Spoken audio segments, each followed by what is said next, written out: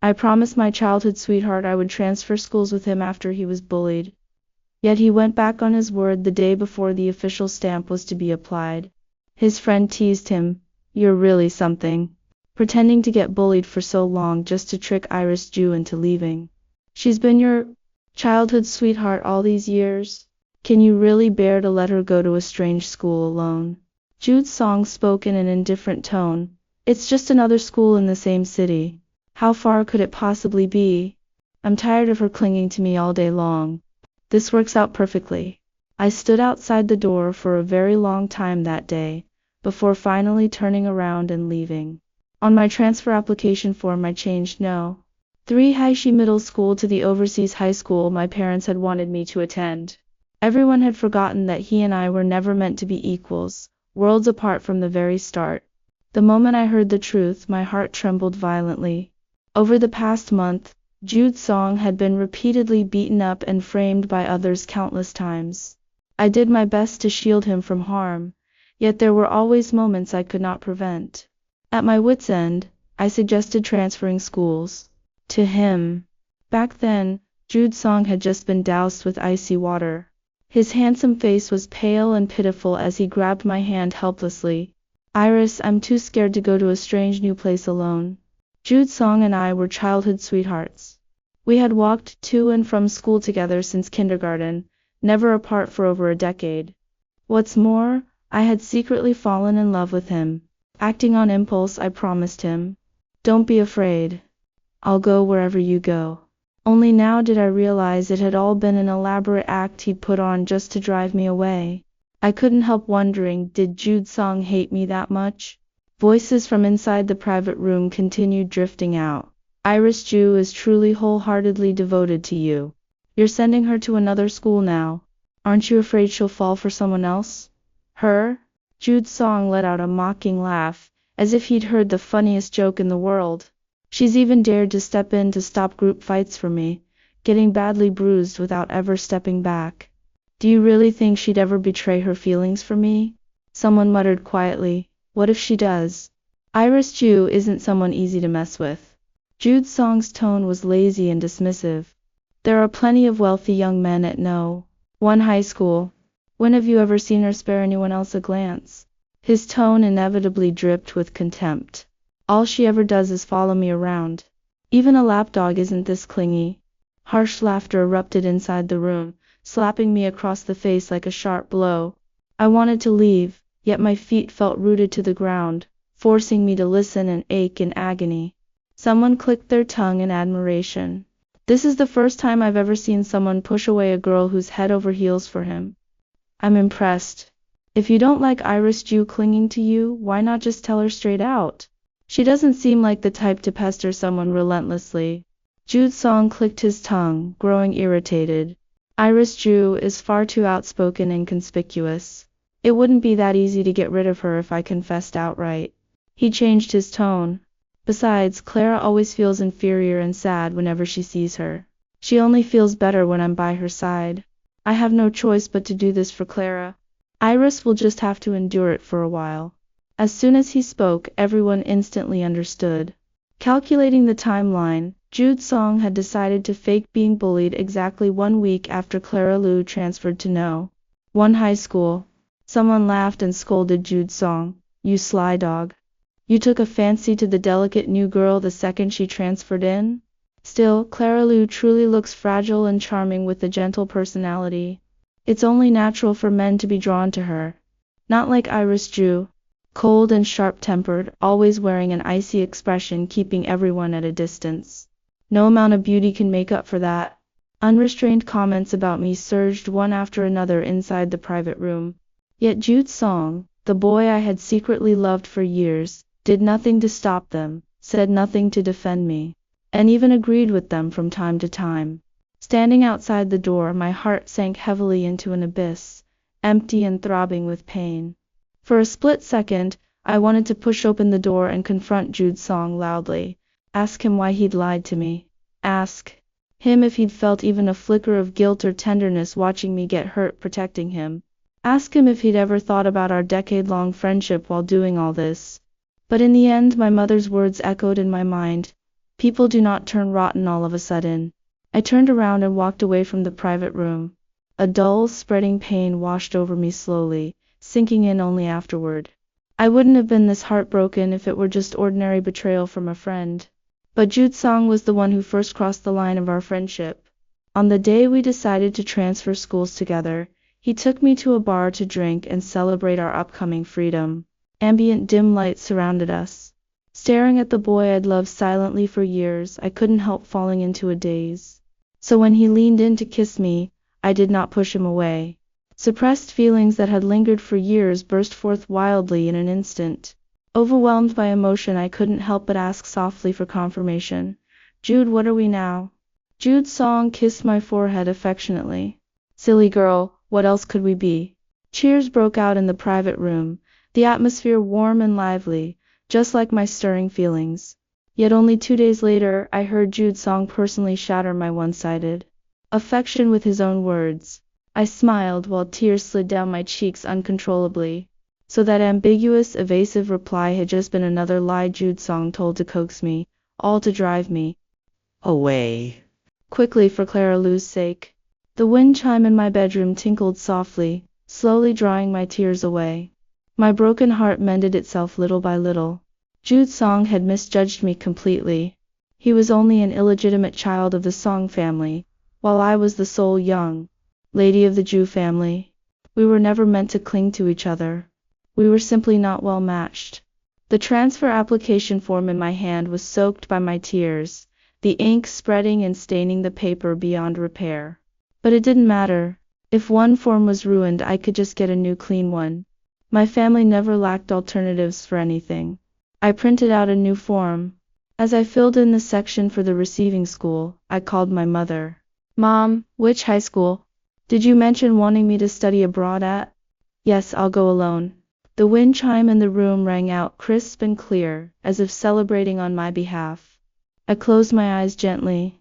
This time, Jude Song's face was not the first to appear in my mind. Instead, a man whose features bore 3 similarities to Jude Song, yet far more handsome and striking, smiled at me, just as determined and earnest as he had been 2 years ago. "Iris Jew, sooner or later you'll give up on Jude Song and choose me." Back then I'd thought he was just joking. Now I whispered silently in my heart, "Jude Song, I truly don't want you anymore." After filling out the new application form, I let out a long breath, my heart quietly settling into calm. Just then someone knocked on my bedroom door. I froze. I'd lived alone in this house all along, and only one person knew the PASS code E. I opened the door, and sure enough, Jude Song stood there. His tone was as gentle as ever. "Iris, you haven't come to say goodbye to our friends for a long time. I was worried about you." I did my best to keep my voice steady. "My stomach hurts a little, so I won't go." I was about to send him away when my peripheral vision caught an unexpected figure. Clara Lou huddled close beside Jude Song, shrinking back the moment our eyes met. Jude Song noticed every small reaction of hers and immediately pulled her gently into his arms. "Iris, you scared Clara?" It was always the same. Clara Lou would always put on a delicate, timid act as if I were some heinous villain out to bully her. Yet I had done absolutely nothing at all. My expression turned cold. "I've said before I don't like strangers coming to my house." Jude Song frowned slightly, looking displeased. "Clara is no outsider. Besides, she only came along because she was worried about you too." Before I could argue back, Clara Lou's eyes suddenly welled up with tears. "Iris, I'm sorry. I know you've always looked down on me, but I shower every single day." She added tearfully, "I won't get your house dirty. Double quotes at her words. Jude Song frowned instantly, staring at me with clear disappointment. "Iris, Clara may come from a poor family, but she's not as unbearable as you think. The way you're treating her truly disappoints me." Clara Lou tugged softly at the hem of Jude Song's shirt, acting magnanimous and understanding. "Jude, it's fine. Don't quarrel with Iris because of me.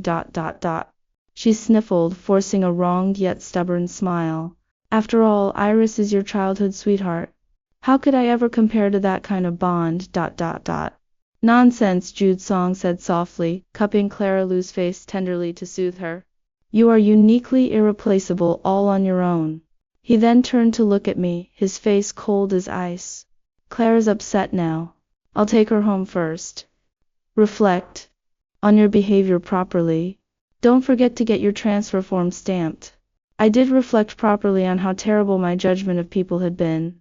Then I walked over and changed the passcode to my front door. The pent-up frustration in my heart finally eased a little. The next day, I took my new application form to school to get it stamped. Watching the bright red official seal fixed firmly on the paper, marking my departure, my heart suddenly felt empty for a moment. I stood there in a daze before someone blocked my path. Jude Song frowned slightly. Iris, did you change the passcode to your front door? I went to see you right after sending Clara home yesterday, but I couldn't get in at all. I cut him off succinctly. Yes, I changed it. He looked a little unhappy, acting as if nothing had happened and speaking to me as intimately as before. What's the new passcode? I can come over and take care of you after you transfer. I replied calmly. There's no need. I won't be living here anymore after transferring schools. Jude Song glanced at the folded application form in my hand, pretending to suddenly remember something. I completely forgot about this. Don't worry, Iris. I'll go get mine stamped tomorrow too. Moments like walking and chatting casually with Jude Song had grown fewer and fewer ever since Clara Lu transferred to our school. I closed my eyes, letting myself indulge in a moment of reluctant longing, and ventured to speak softly. There's no need to talk about trusting each other between us. Jude Song fell silent for a long time, then spoke abruptly. Iris, actually Clara Liu suddenly appeared behind Jude Song, holding a stack of notebooks, and complained to him affectionately. Jude, you promised to tutor me. Why did you disappear all of a sudden? She handed the notebooks to Jude Song. I saw your study plan is scheduled all the way 2 months ahead, so I prepared all the corresponding learning materials. She blinked playfully. You won't be mad at me for sneaking a look, will you? How could this be? Double quotes. Jude Song forced a strained smile, glancing at me with guilt in his eyes. Seeing that I showed no reaction, his expression even sank into faint disappointment. So while pushing me away, you've already planned your future side by side with someone else. Yet your future never had a place for me from the very start. I did my best to maintain a calm composure on the surface, while bitterness spread endlessly in my heart like mellow-aged wine. I pinched my palm hard, forcing myself to stay sober. You two talk. I'll take my leave first. Clara Lu pretended to notice me just then, looking utterly startled as if terrified by my presence. Iris, are you upset because Jude and I are studying together? But I come from a poor family and simply don't have the same resources as you. As she spoke, she began to sob again. I had no desire to play along with her act and said coldly, move aside. The trace of guilt in Jude Song's eyes vanished completely. He grabbed my wrist, his tone sharp with anger. Iris Ju, what kind of attitude is this? He dragged me over to Clara Lu without a second thought and snapped. Apologize to Clara. This time, I did not hesitate at all. I raised my hand and slapped Jude Song hard across the face. Jude Song, you're the one who owes an apology the most. Not to Clara Lu, but to me. I sorted out all the gifts Jude Song had given me over the past decade one by one. This necklace was my 18th birthday gift from him. I wore it to school once, and soon after, I saw Clara Liu wearing an identical one around her neck. She said shyly, Jude said everyone deserves nice things, so I get one too. Only the empty box remained of the limited edition teddy bear doll. Jude Song had taken the doll away, claiming he liked the scent of my perfume on it. Yet the next day, I found it sitting on Clara Lu's desk. There were also those high heels for my coming-of-age ceremony, the sapphire blue aromatherapy diffuser, and more. It turned out everything I'd thought was uniquely mine had already been given to others equally by Jude Song. Not even equally, in truth. I thought of how Jude Song doted on Clara Lu endlessly and always took her side no matter what. A mocking smile tugged at the corner of my lips. If that was the case, there was no need for these things to remain in my life any longer. I booked the flight ticket for the next day, planning to spend one last quiet night alone. At 2 in the morning I was jolted awake by a phone call. I fumbled to answer it, but the line stayed silent. Just as I was about to hang up, Jude Song's voice came through. Iris, I'm sorry. My mind snapped, fully awake at once, wondering if he was finally going to tell me the truth. Jude Song said in a low tone, Clara hurt herself. I can't leave her alone, so I'll put off transferring schools for a while. My heart, which had been lifted high, crashed heavily to the ground, humiliating and ridiculous. I suddenly wanted to ask Jude Song, what about all the pain I endured because of his fake bullying? Jude Song's voice continued. Just apologize to her. I thought I'd misheard. What did you say? Jude Song's tone was firm. Iris Jew, you really ought to apologize to Clara. Can you honestly say her self-harm has nothing to do with you? I fell suddenly speechless. I realized in an instant that as long as Clara Liu was around, every single word I said would be wrong. Jude Song spoke again, his voice cold as ice. Iris Jew, you've truly let me down. If you apologize, I can pretend nothing ever happened. 2 months later, I'll transfer to the new school to be with you. Are you really going to be so willful and throw away our years of friendship? I heard the underlying threat in his words. Yet I felt no more grief or regret, only sheer annoyance. I hung up the phone decisively, blocked the number, and deleted it. I sincerely looked forward to tomorrow's flight. The scenery abroad felt fresh and new. Someone reached out to take my suitcase from my hand. I looked up and met the gaze of the legitimate young master of the Song family. Iris Jew, long time no see. I stretched out my hand with a gentle smile. Long time no see, Theodore Shi. Our small talk was interrupted by my phone ringing. I unlocked the screen only to see it was a number belonging to one of Jude Song's friends. I answered in confusion, and Jude Song's voice came through, tinged with obvious anxiety. Iris, which class in No. 3 middle school did you transfer to? Why does everyone in every class say they've never seen you? Before I could reply, Theodore Shi spoke up. Iris, shall I take you to get familiar with your new school first? His expression was innocent, as if he were merely being kind and thoughtful. Jude Song's voice rose sharply at once. Iris, are you with Theodore Shi? Where exactly are you? I held the phone a little further away, feeling Jude Song's voice sound unbearably noisy for the first time. What does it matter to you where I am? Jude Song ignored my words entirely, his tone filled with disbelief. You're seeking out Theodore Shi just to spite me. To anger me, you'd even associate with such despicable lowlife. Hearing his increasingly vulgar remarks, I could no longer hold back and cut him off sharply. Shut up! Taking a deep breath, I said firmly and resolutely. Jude Song, you are the truly despicable one. I'd finally given him those words back. Don't call me again. Everything between us ends here. I hung up quickly afterward, blocking and deleting this number as well. The world fell quiet. I said apologetically, I'm sorry you had to hear all that. Theodore Shi merely smiled softly. Then treat me to dinner? He blinked at me playfully. Consider it a thank you gift. I relaxed and smiled politely. Of course. The two sons of the Song family were truly worlds apart. Years ago, Mr.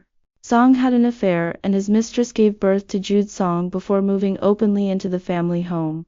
The legal Mrs. Song had acted with decisive power. She not only divorced quickly while taking away most of the Song family's assets, but also took Theodore, who had already shown outstanding talent at a young age, with her. From then on, Theodore Song changed his surname to Shi, adopting his mother's family name, and settled overseas permanently. Every time my mother spoke of mother and son, she was full of admiration, saying the Song family had gone downhill ever since Ms. She left as its capable leader. The young master status Jude Song flaunted so proudly was nothing but an empty shell. Whenever this topic came up, my mother would sigh. Our Iris is too soft-hearted for her own good, falling for Jude Song of all people. Back then, I'd thought Jude Song couldn't choose to be born to a mistress instead of the legal wife, and I'd only felt sympathy for him. I'd been grateful that my mother respected my feelings and my choice.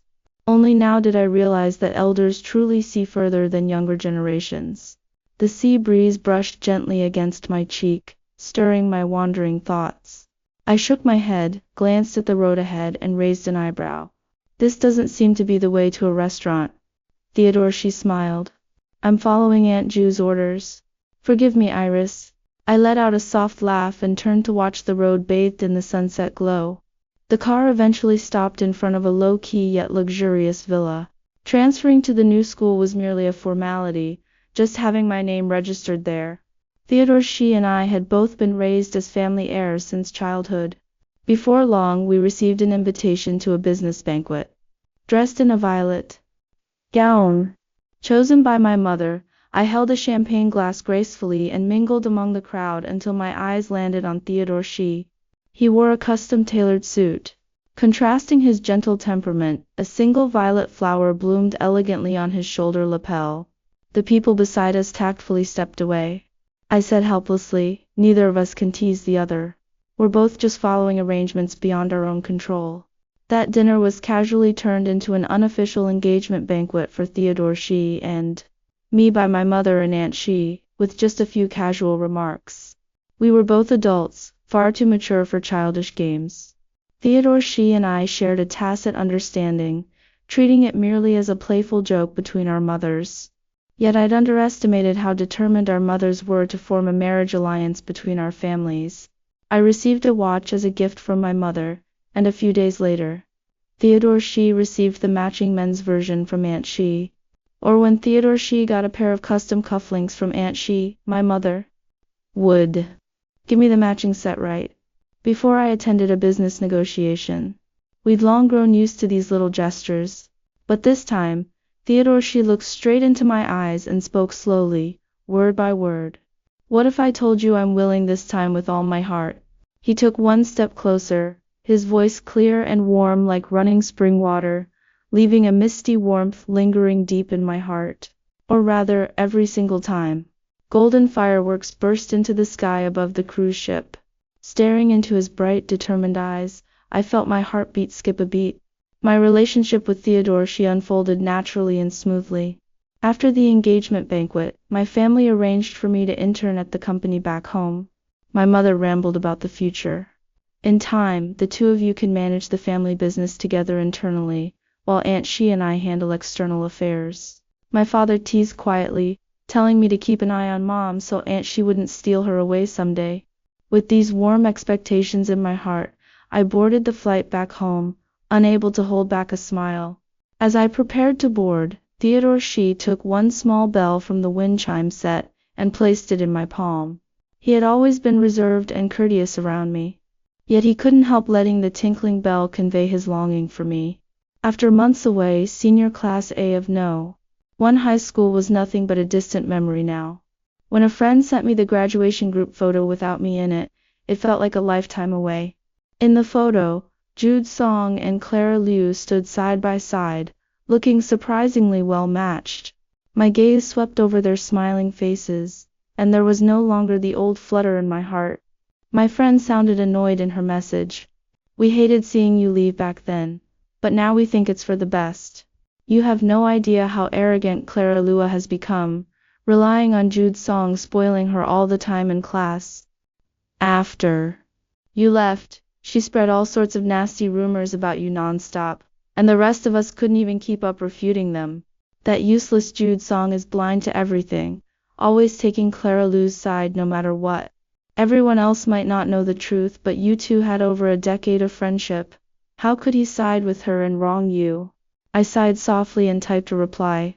I think Jude Song has already made up his mind that I'm the bad one in his eyes. I frowned almost imperceptibly. I remember Clara Liu never dared act so boldly before. As if eager to pour out all her frustrations, my friend sent over more than 5 screenshots of Clara Liu's social media posts. Here, see for yourself. They were all screenshots from Clara Liu's Moments feed. The first post read, "Lucky to have you. My coming-of-age ceremony never had to be awkward and ordinary thanks to you." Attached were 2 photos. One showed Jude Song bending down carefully to put a pair of high heels on her feet. The other looked like a group photo with classmates, yet in the corner, she'd deliberately captured me looking flustered and drenched in sweat. I recalled that day I'd been hosting the ceremony as student union president. I had to hand it to Clara Liu for going out of her way to capture my most awkward moment. The second post, he wrote that he begged me to forgive his incompetence, promising to buy me a new teddy bear next time. My boy, I will never blame you for those arrogant and domineering people. Attached was a photo of the familiar limited edition doll without its exclusive gift box. The third post. His restraint is always his greatest charm. My boy, after the college entrance exam, don't let aromatherapy lull me to sleep anymore. There was a photo showing the corner of a sapphire blue aromatherapy candle. I skimmed through them speechlessly, until my scrolling finger suddenly froze at the last post. The caption read, "I belong to you completely."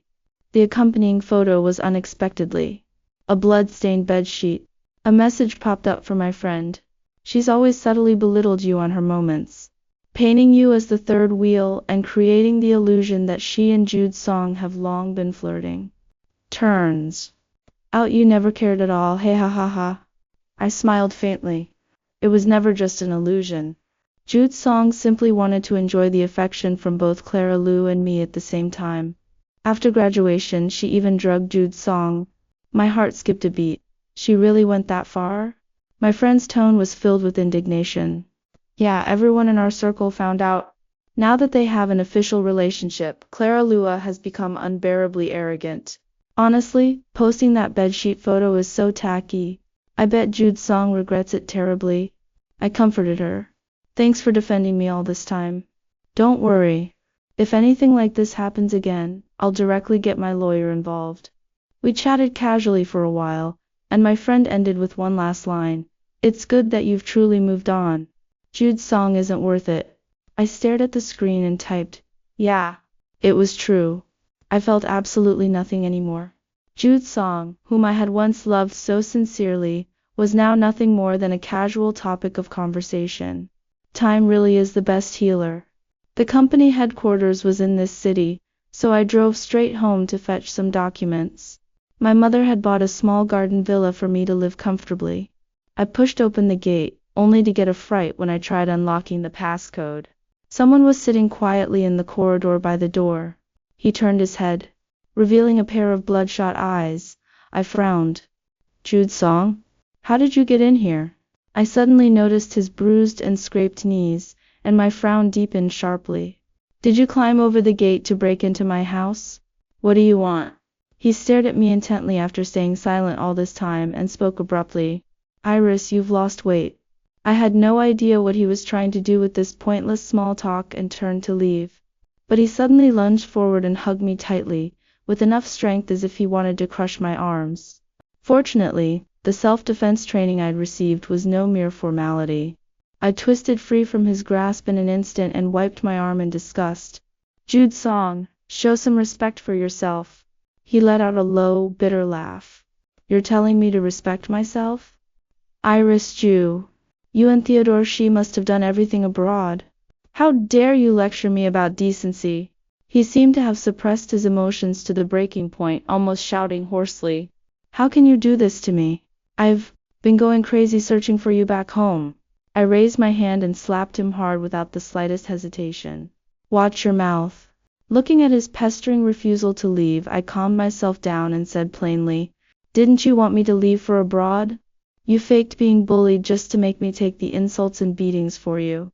Now that you've achieved your goal, why aren't you happy? All the color drained completely from Jude Song's face. His eyes widened and his pale lips trembled non-stop. You know everything now. Iris, I can explain. I shrugged indifferently. But I don't want to listen. I took a step closer, glancing with deliberate amusement at Clara Liu, who had suddenly appeared outside the gate. My voice was low yet clear enough for both of them to hear. You even took photos of that blood-stained bedsheet. How dare you keep harassing me? Jude Song, you're utterly repulsive. I turned and walked into the house, calling the bodyguards who lived nearby to take him away. As I passed the window, I suddenly heard a furious roar. You shameless woman, you've embarrassed me completely.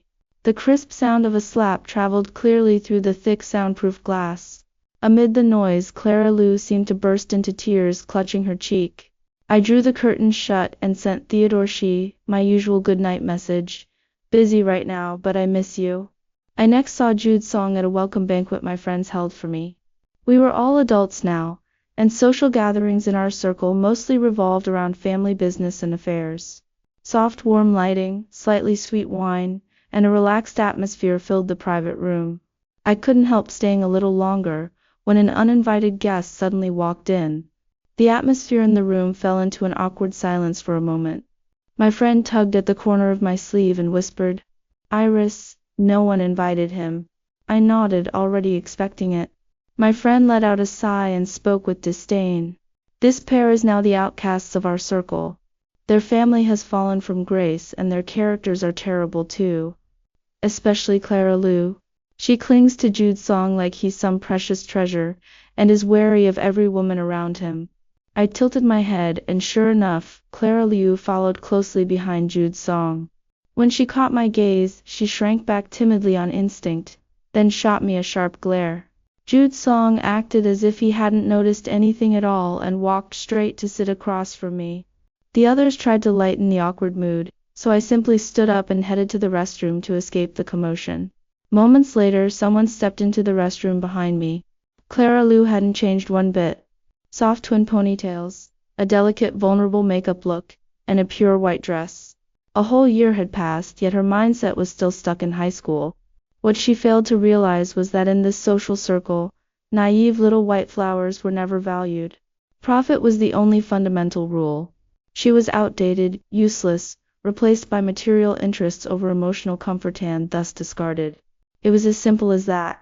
Clara Liu's eyes were filled with overwhelming jealousy, as if she wanted to rush forward and tear me apart. "Iris Ju, you must be so proud seeing Jude being so devoted to you." I stared at her quietly in the mirror, momentarily lost for words. If shedding a few tears and putting on an emotional act counted as devotion, then Clara Liu's view of love was truly twisted. Clara Liu's expression shifted repeatedly as if thinking of something, before a look of smug triumph crossed her face. "You have no idea, do you? Jude deliberately set up the whole fake bullying scheme just to keep me upset by your presence, and make you transfer schools. He was never bullied at all. Yet you took beatings and insults protecting him." Ha ha ha. I remained perfectly calm, for I truly felt nothing at all. Yes, nothing. Both Jude Song and Clara Liu would only drift further away from my life from now on, and I was confident I would leave them far behind forever. Clara Liu stared at me with rage blazing in her eyes. "What's with that reaction? Why aren't you angry? What are you so arrogant about? What right do you have to look down on me? You're only better off because of your family background. What else do you have? You can't even hold on to a man's heart, you useless thing." Growing angrier by the second, she raised her arm to slap me across the face, only for someone to grab her wrist halfway and fling her roughly to the ground. Theodore stepped in front of me, looking down at the fallen Clara Liu. "I have recorded evidence and already called the police for your insult and attempted assault on my fiancé. You can explain yourself slowly at the detention center." I looked at the tall figure shielding me and couldn't help wanting to smile. He had clearly dressed up carefully to meet me, wearing accessories and clothing that perfectly matched mine as always. Childish yet strangely endearing. The police arrived with quite a commotion. My friends noticed I hadn't returned and came out at the noise, just in time to see Clara Liu being escorted into the police car. She struggled wildly, shouting at the top of her lungs, "How dare you arrest me? My husband is Jude Song, the only young master of the Song family. Let me go. I'm going to find my husband." Everyone exchanged knowing glances and looked toward Jude Song. Yet Jude Song merely stared numbly as the woman he had once doted on endlessly was taken away. He said nothing, made no attempt to stop it, clearly choosing to protect himself. I watched silently, and in that moment, the boy from my youth crumbled completely to dust.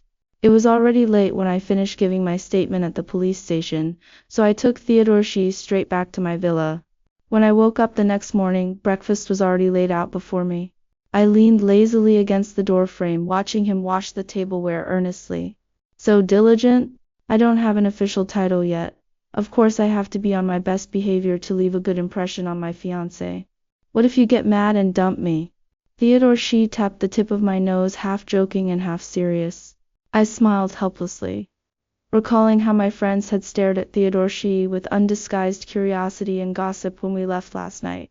I casually browsed my phone, and my gaze fell on a news headline making me laugh. If you want an official title, here it comes.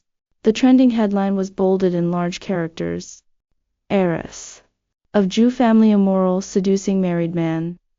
Heiress of Jew family scandalous private life, hosting strange man overnight. The two headlines were posted one after another, clearly coordinated to ruin my reputation completely. What Clara Liu didn't know was that private villas are always equipped with surveillance cameras. Before public opinion could spiral out of control, a surveillance video spread widely online. The footage clearly showed the heir of the Song family pestering and forcing himself on me after I rejected him and tried to leave. Public opinion toward the Jew family took an immediate turn, though doubt still lingered. Explain your messy private life. Becoming a senior executive of the Jew family at such a young age, who knows which big shot you were entertaining overnight? Theodore She rushed to register a social media account as if putting out a fire. I watched him bustling around amusingly. No need to rush. He paused long enough to kiss my forehead gently and sincerely. You should never be slandered by anyone's words. Ding! New notification. You have been followed by Theodore She. I glanced down. Sure enough, it was a verified official account with full legitimate credentials. Right after, Theodore She posted an update. Hello everyone. On behalf of the She group, I wish to thank our future madam of the group for taking me in last night at Iris Jew. The entire internet fell silent for a split second, then exploded into a frenzy. Theodore She looked up at me with his usual innocent expression. I sighed softly, leaned in, and kissed his lips. The cooperation between the Jew group and She group advanced steadily. 3 years later, Theodore She and I got married. Our wedding was held in a retro small town abroad, where every household hung colorful wind chimes outside their doors. When the breeze blows by, clear tinkling chimes ring out, sounding like sincere blessings one after another. Towards the end of the wedding, I received a congratulatory gift. There was no name attached, yet everyone around recognized the Song Group logo. In truth, after Theodore She officially took charge of the She Group, he launched an all-round and intense suppression against the Song Group. If the Song Group, having lost Madame She's leadership, was once a mansion, on the verge of collapse, then after being brought down by Theodore She, nothing remained but scattered bricks and ruins. He would never let off the clan that had betrayed his mother. I chose to cooperate with him without hesitation, even going further to add pressure. The Song Group had long faded into obscurity within the social circle, for I would never spare those who had betrayed me either. Under such circumstances, I was rather surprised to receive well wishes from Jude Song. Opening the box, I found a dazzling purple diamond ring inside. Long forgotten memories from my 18th year suddenly resurfaced. The recollection was somewhat hazy. It was after a mock exam that I helped Jude Song analyze his mistakes. At 18, my entire world revolved around him. As I explained the questions, I daydreamed about a future intertwined with Jude Song. Yet I was not the only one distracted. Jude Song stared fixedly at me, his earnest gaze nothing like a pretense back then. Iris, what kind of ring do you like? Bringing up such a topic too early made both of us blush. After a long while I whispered softly, purple. Always loved purple. Jude Song replied in an equally gentle voice. All right, I'll remember that. The cicadas chirped melodiously, and in that moment, I thought of eternity. The company is already in such a pitiful state, yet he still sends a purple diamond ring. He must have emptied what little fortune he has left. It was rare to hear Theodore She speak so sharply. Watching him seethe with jealousy and speak in a sullen tone, I couldn't help but smile. Donate it for me. I tossed the ring casually into his hand. Because at 16, a purple wind chime had come into my life long before any ring ever could. Back then, the younger and more youthful Theodore She had never cared about my family background. He only returned to China occasionally to assist his mother with business matters, and happened to catch sight of the girl next door on his way back to the Song residence. That's wonderful. Purple is elegant, and mother loves it too. On a whim, Theodorsky stayed an extra 2 days, and arranged for a set of purple wind chimes to be sent over from abroad. During those 2 days, he witnessed the illegitimate son of the family deliberately injuring his own arm just to gain the girl's sympathy. He also watched the girl grow increasingly soft-hearted toward and caring for her nominal younger brother. A seed of jealousy sprouted and grew wildly in Theodorsky's heart. On the day he was to leave, he plucked up the courage to knock on the girl's door and gave her the wind chimes. He even couldn't hold back and spoke a rash, improper remark. 16-year-old Iris Jew stood there, showing no anger at all. She only said softly, "Safe travels." From then on, Iris had her peace, and this life held no regrets. This story tells us, love should be equal and sober. We must take back our misplaced heart in time. The heroine devoted 10 years to her childhood sweetheart, protecting him and promising to transfer schools for him. However, she found he just pretended to be bullied, using her deep affection to drive her away and please another girl. After being exposed, he felt no guilt, but favored the scheming girl and belittled the heroine. Instead of drowning in pain, she cut off the past decisively, went abroad, and finally met her true love, living a brilliant life. The scumbag and the scheming girl got what they deserved and ended up in misery. It warns us that humility cannot buy true love. Schemes will be exposed, and only self-respect, self-love and sobriety can help us embrace real happiness.